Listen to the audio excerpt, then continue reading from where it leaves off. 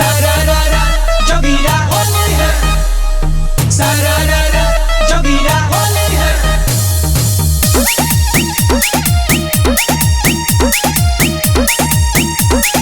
होली है।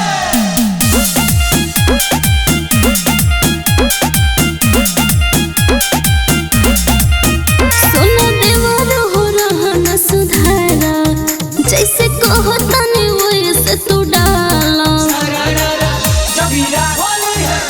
जोगीरा सोना देवर हो रहा न सुधारा, जैसे कहो तने वैसे तू डाला। ए बहूजी काजी अरे एगो बात पूछी ना। सही से बताइबू। हाँ अरे चोली पहनले बाड़ू। अरे बक्जी हम नहीं पहनी। ई कोहर फगुआ मनावेलू हो, बिना चुलिए के रंग डलवावेलू हो।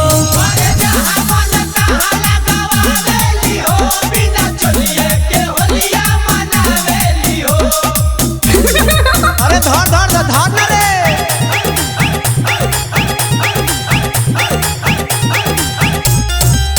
इन तोलिए ते होलिया मनावेली बौदी। ए देवरू झूठे सच्चे हाला करतारा, ए देवरू झूठे सच्चे हाला करतारा।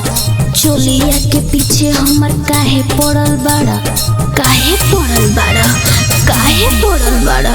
ए लागता कि जो बना के बढ़ल बा साइज, बढ़ल बसाइज हो, बढ़ल बसाइज। एही खातिर चोली से करेली कंप्रोमाइज। करेली compromise हो, करेली compromise। अरे बोला ए भौजी, आलो जमी दहे अपनिया हो, देवरू छोड़ दो न दुनिया।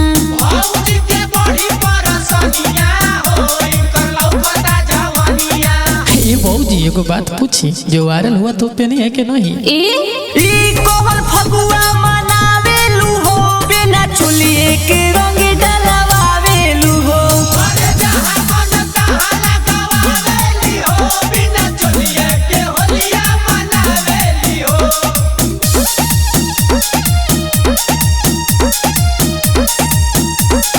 होली है।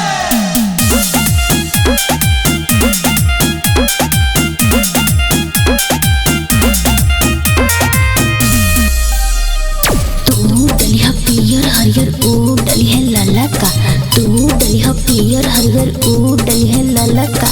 छोड़ द सुशील खातिर रंगेला खलका खलका खलका।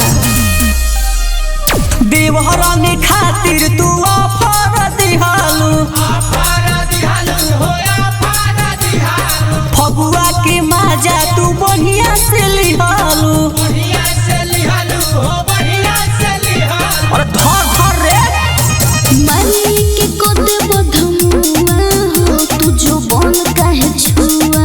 देखिए के उठता ते धुआं हो, तहर गोल गोल पुआ।